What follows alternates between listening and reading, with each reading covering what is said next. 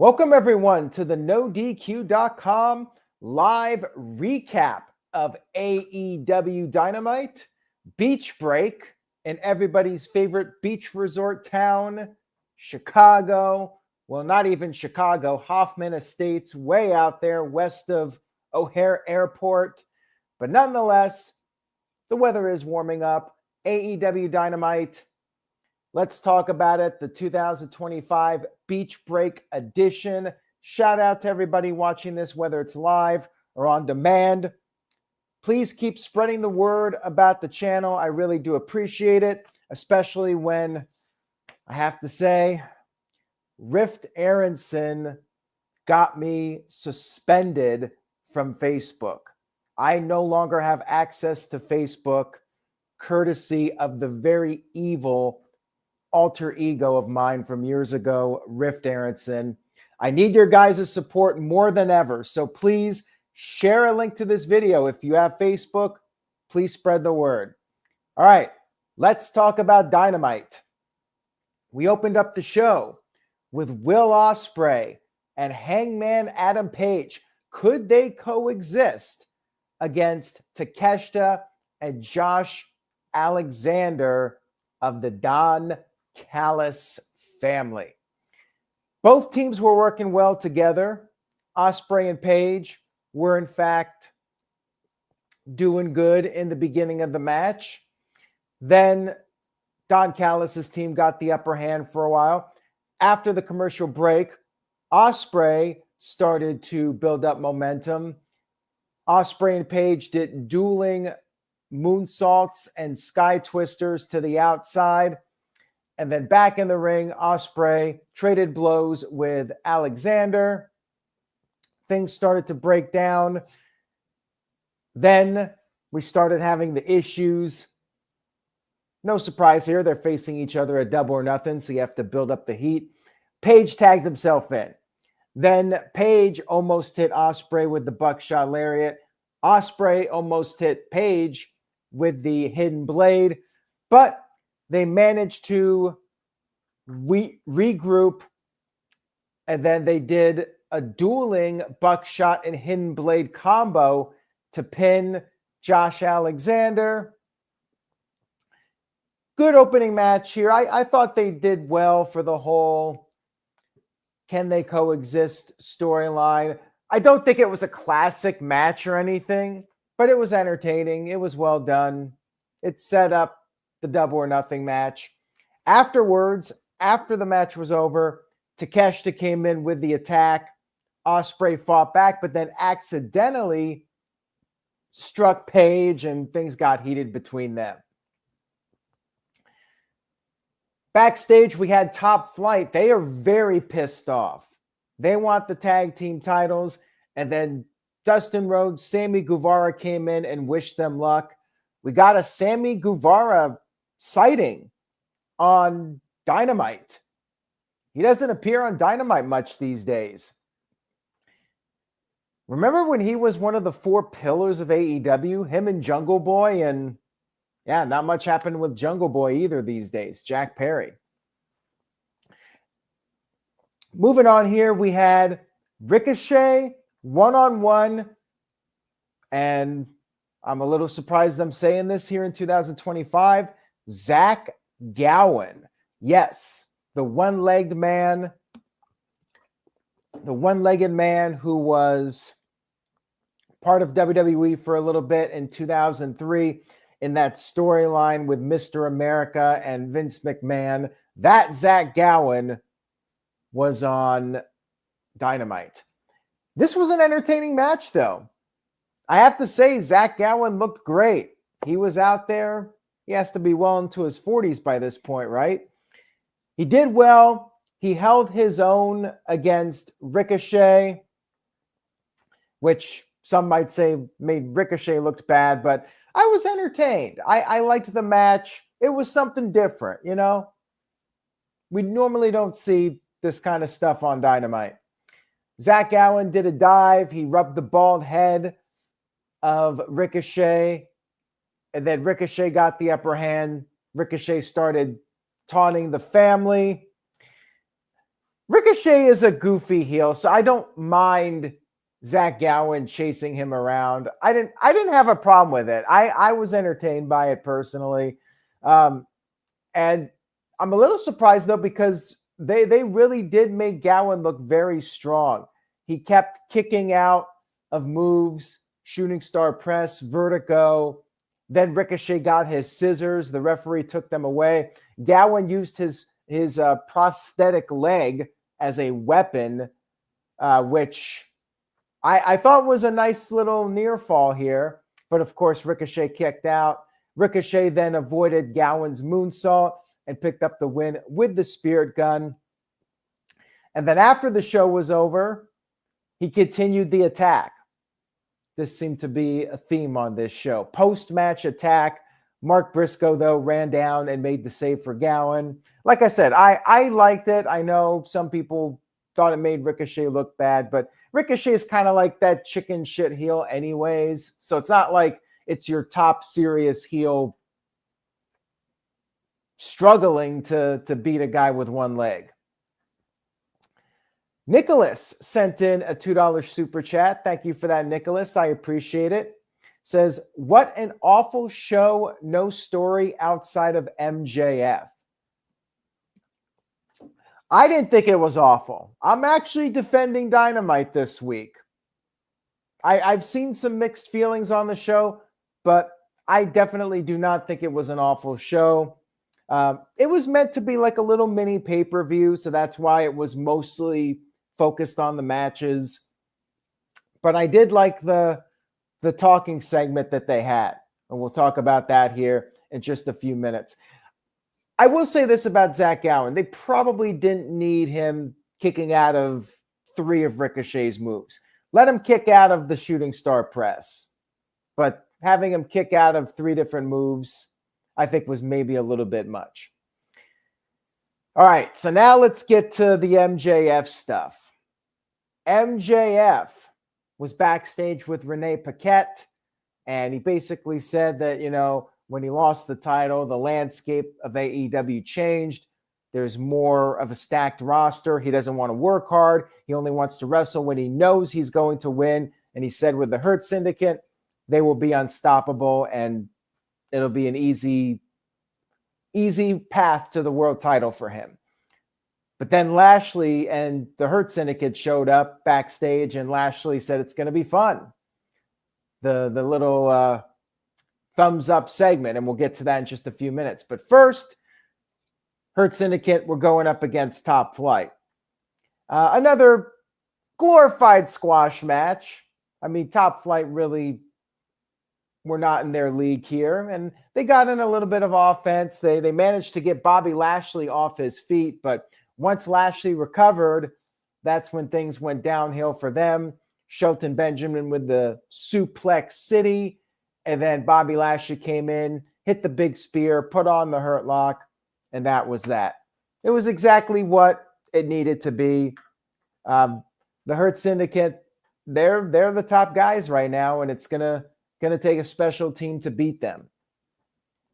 Now, after the match was over, that's when MVP invited MJF. But first, before he could even do that, you had Dustin Rhodes and Sammy Guevara coming down.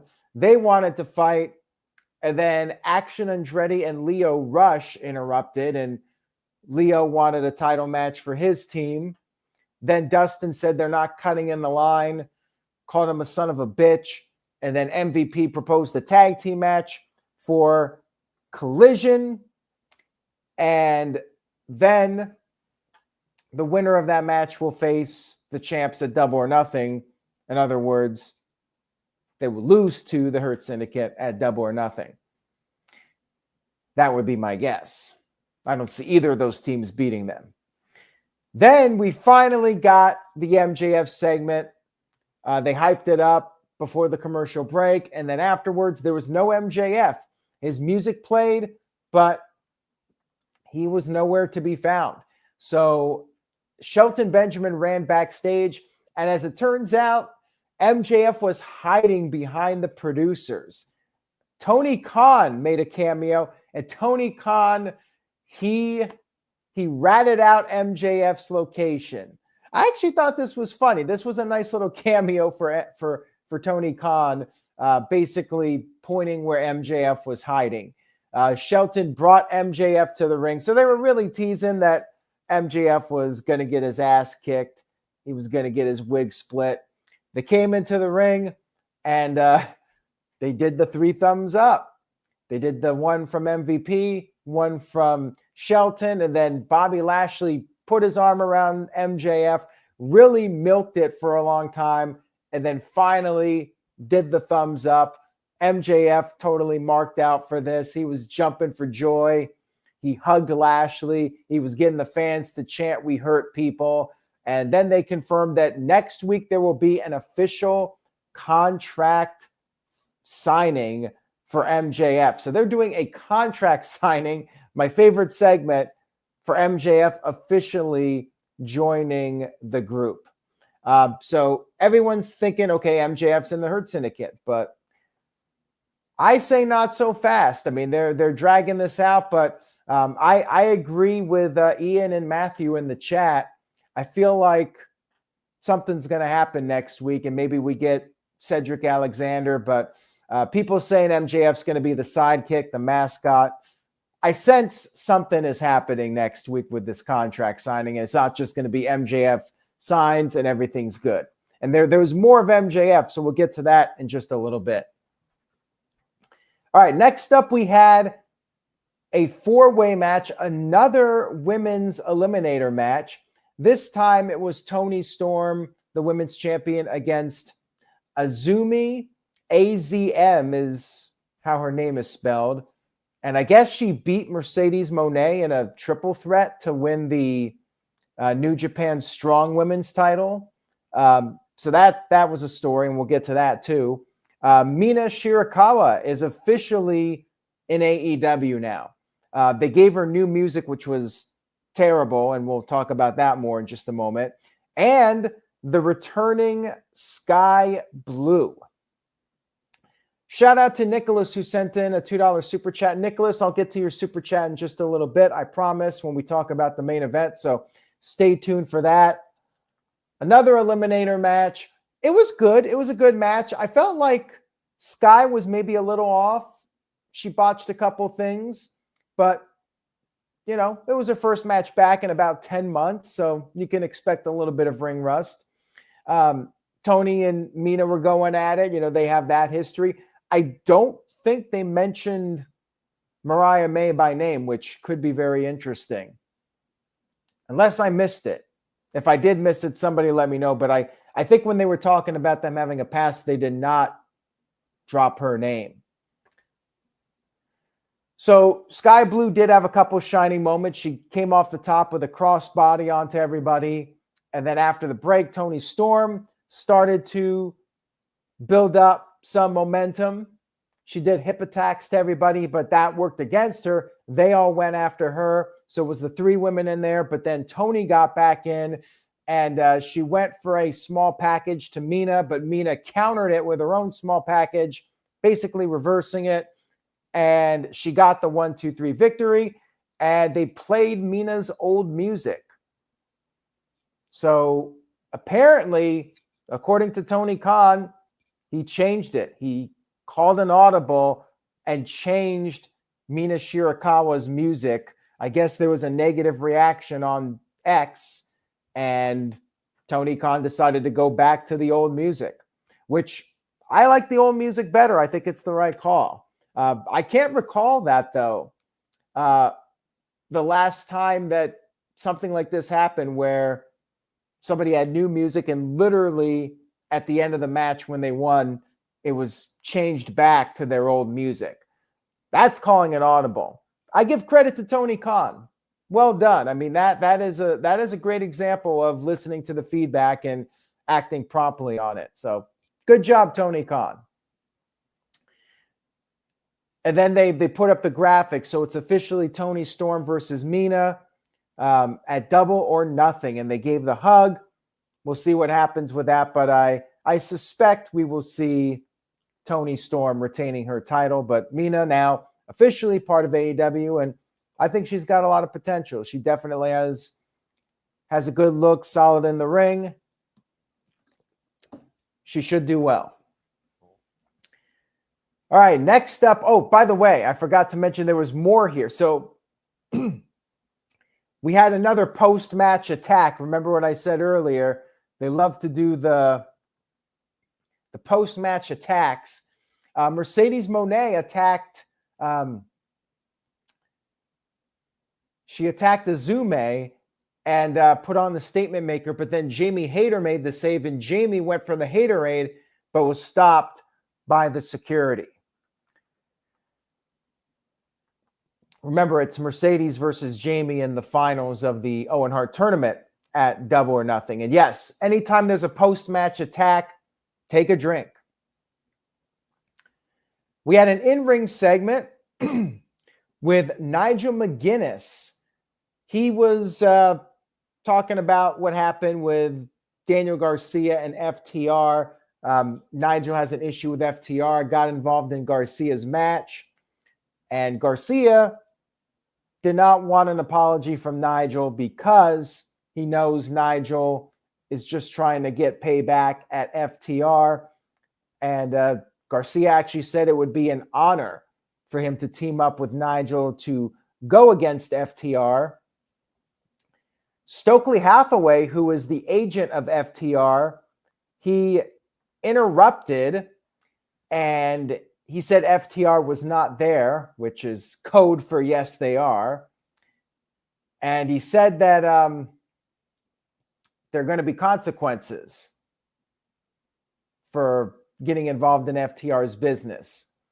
And Nigel felt like, it was going to be an uphill battle going against FTR, but Garcia was optimistic and wanted to do it. But then, of course, no surprise here, FTR comes in, Shatter Machine to Garcia, and then they go for the spiked pile driver, but Daddy Magic made the save with the crowbar, and FTR fled the scene. So looks like we're getting a tag match, and Nigel will be pairing up with Daniel Garcia. Feels like a little bit of a filler feud here until we get the inevitable return of Adam Copeland. And now we get to our main event, Steel Cage match. Jon Moxley defending his championship against Samoa Joe, former champion. Pretty good match here, but predictable in the sense of, first of all, Moxley's not losing. And number two, you had the Death Riders and the Ops out there at ringside kind of giving away that there were going to be shenanigans. But by now that's how this goes. Moxley bled. I'm sure he was very thrilled when they announced this match, and he was like, "Oh, wait, cool, I can finally bleed again." It's actually been a while. To his credit, they were overdoing it like a year ago, and I think they did cut back on it a little bit. But yeah, cage match, Moxley's got to bleed, right? Joe was doing good, but then Moxley targeted the leg, put on the figure four. I have, the interference is what it is. I kind of expect it. There's one big issue I had with this match. Maybe some of you know what I'm talking about. So Samoa Joe put on a submission. He put on a crossface. Moxley was bleeding. Moxley grabs the rope. In cage matches, it's no DQ. But the referee says to break it, and Samoa Joe breaks the hold. And Excalibur on commentary is like, the rope break forces the hold to be broken. No, it doesn't. In a cage match, you do not have to break. There's no DQ. What's the referee going to do? DQ Samoa Joe in a cage match? I don't get this. I don't know what the problem was here, what happened, why this was a thing. Like, it's no DQ. Samoa Joe should just keep it on until Moxley's passed out and then pin him. I had an issue with this. This kind of took me out of the match a little bit. But beyond that, it was a good match. And then, of course, we did have the outside interference. And Matthew, I did forget to mention that. I'll talk about that in just a second. Let's let's get to the rest of this match, and then I'll have to backtrack for a minute. Then we had the interference, as I said, and you had Wheeler Yuta being chokeslammed through a table by Powerhouse Hobbs. Willow Nightingale was out there. She went after Marina Shafir. But then we had a mystery man showing up, and he handed a briefcase to Moxley. For a split second, I thought it was Bryan Danielson with a shorter beard. He had a hoodie on. I wasn't sure who it was. And then Moxley used the briefcase that was thrown in, hit Joe with it, got the 1-2-3 victory. And it turns out the mystery man was Gabe Kidd, who was another New Japan wrestler. I've never seen him wrestle in my entire life. So I was like, who the hell is this guy? But he is in AEW now. And after the match, guess what we had? Take a drink. We had another post-match attack. The Young Bucks then came out there, and they went for a handshake with the Death Riders, but then Kenny Omega showed up, attacked the Death Riders, but then Okada showed up, and he hit Omega in the abdomen, threw him in the ring, and then Matthew Jackson had one of those controllers for the cage. He lowered the cage, and then the bad guys were destroying Omega and Joe. But then Swerve Strickland arrived. Swerve Strickland actually climbed up the cage, got on top, and then, of course, everybody's standing there waiting for the catch. This is one thing, I get it. You got to be careful and make sure you're there and protect the wrestler who's jumping off, but they got to have better camera angles. Like, keep the camera off the wrestlers until the guy is airborne. You know what I mean? Because when you just show them standing there, it takes away from the moment. But yeah, Swerve came off the top, took out everybody. Nobody bothered to just move. Of course, you got to catch them for real. But, storyline wise, these guys should just move out of the way. Then Matthew was quick to push the button so they could escape, raise the cage, get the hell out of there. And then Swerve got on the mic. And yeah, everybody running away from Swerve. But he is the most dangerous man in wrestling, as he says. They must believe it. Swerve got on the mic, said he is the fear. He is the danger. And he officially challenged the Elite and the Death Riders to anarchy in the arena. And, this whole post-match deal, was good in setting up the match. I just think they did too many post-match angles on this show. But I did like this at the end to set up anarchy in the arena.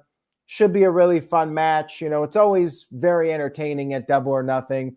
So yeah, thumbs up for the end. I did like it. Overall, I did think Dynamite was a pretty good show. And Nicholas sent in a $2 super chat and says, hot take, Jon Moxley retains until Darby returns. I don't think that's going to happen. Darby's busy, and he's going to be busy for a while. I really do think it's going to be Osprey at All In. That is my prediction as of now. I would be shocked if Osprey lost to Moxley and then Darby comes back and beats Moxley. I don't see that happening. I mean, you could be right, though. Anything's possible. I am not predicting that to happen. Who knows when Darby will be back. And a few other things I forgot to mention. So first of all, they did do a very cool tribute to Saboo, who passed away several days ago. Taz spoke about Saboo, called him a machine with a great work ethic, loved by his peers. Taz said he loved Saboo and then did the point. Everybody did the point. That was very, very classy. And then MJF was backstage revealing he had his lawyer, Mark Sterling, to look over the contract. And MJF was MVP was not too thrilled, but did shake MJF's hand. And yeah, what I feel is going to happen next week is MJF's going to be very demanding. And then that's when things are going to go south. I'm going to take a wild guess and say that's what happens next week. So they did set something up for next week with the MJF contract signing. All in all, it was a very good Dynamite.